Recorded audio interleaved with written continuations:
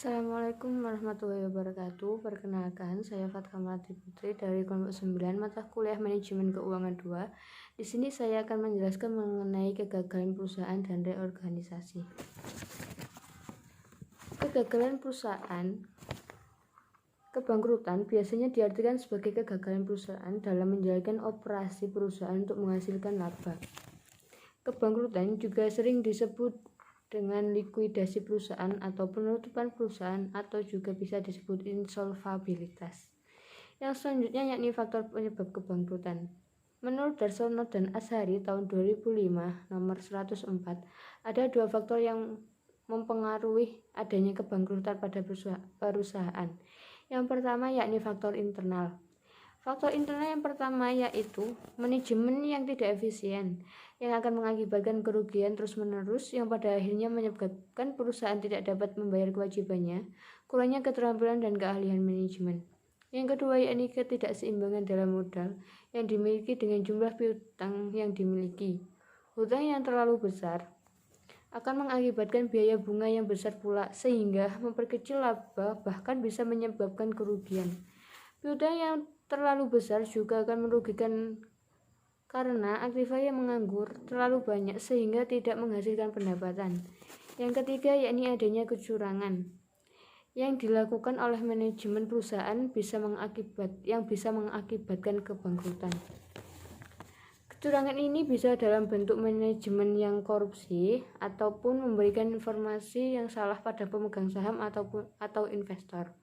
Faktor yang kedua yakni faktor eksternal. Yang pertama ialah perubahan keinginan pelanggan yang tidak diantisipasi oleh perusahaan, yang mengakibatkan pelanggan meninggalkan perusahaan, sehingga terjadi penurunan pendapatan. Yang kedua yakni kesulitan bahan baku, karena supaya tidak dapat memasok lagi kebutuhan bahan baku yang digunakan untuk produksi. Yang ketiga yakni faktor debitur, yang harus diantisipasi supaya debitur tidak melakukan kecurangan dengan melalaikan hutangnya. Yang keempat yakni hubungan yang tidak harmonis dengan kreditur, bisa berakibat fatal terhadap kelangsungan perusahaan. Yang kelima yakni persaingan bisnis yang semakin ketat, menuntut perusahaan supaya selalu memperbaiki diri sehingga bisa bersaing dengan perusahaan lain dalam memenuhi kebutuhan pelanggan. Yang keenam yakni kondisi perekonomian secara global juga selalu diantisipasi oleh perusahaan. Dengan semakin terpadunya perekonomian dengan negara-negara lain, perkembangan perekonomian global juga harus diantisipasi oleh perusahaan. Selanjutnya yakni cara penyelesaian kegagalan perusahaan, yaitu dengan penyelesaian sukarela dan penyelesaian lewat hukum. Penyelesaian sukarela dapat didiskusikan melalui kesepakatan antar pihak kreditur dan debitur.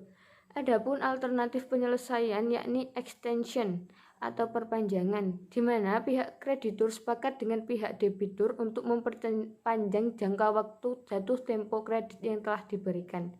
Selanjutnya yakni composition atau yaitu kreditur bersedia untuk menerima pembayaran sebagian tagihannya dan merelakan sebagian yang lain untuk tidak membayar, atau jika kreditur bersedia untuk merubah uang menjadi penyertaan modal.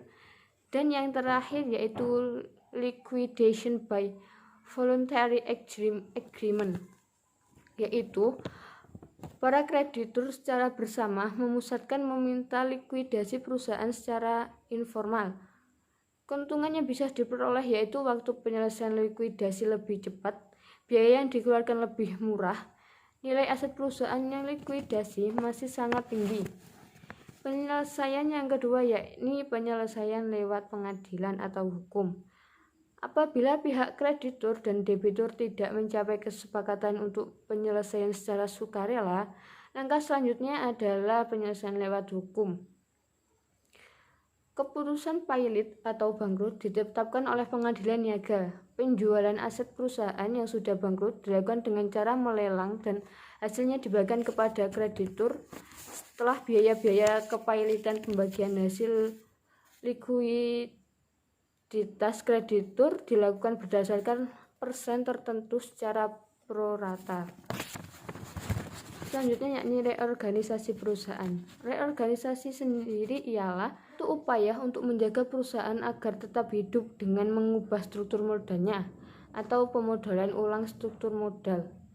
Reorganisasi dan konsolidasi dilakukan dengan cara yang pertama, melakukan penghematan biaya. Artinya pengeluaran yang tidak terlalu penting ditunda atau dibatalkan. Yang kedua yakni menjual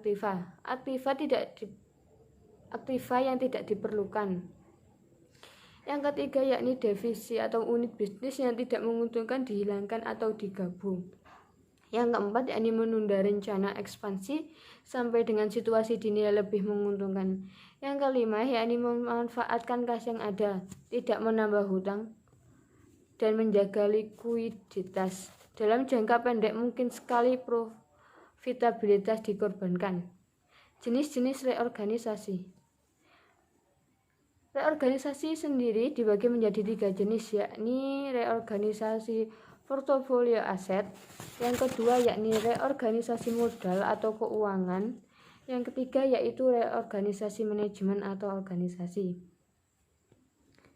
Reorganisasi portofolio atau aset, yakni kegiatan penyusunan portofolio perusahaan supaya kinerja perusahaan menjadi semakin baik.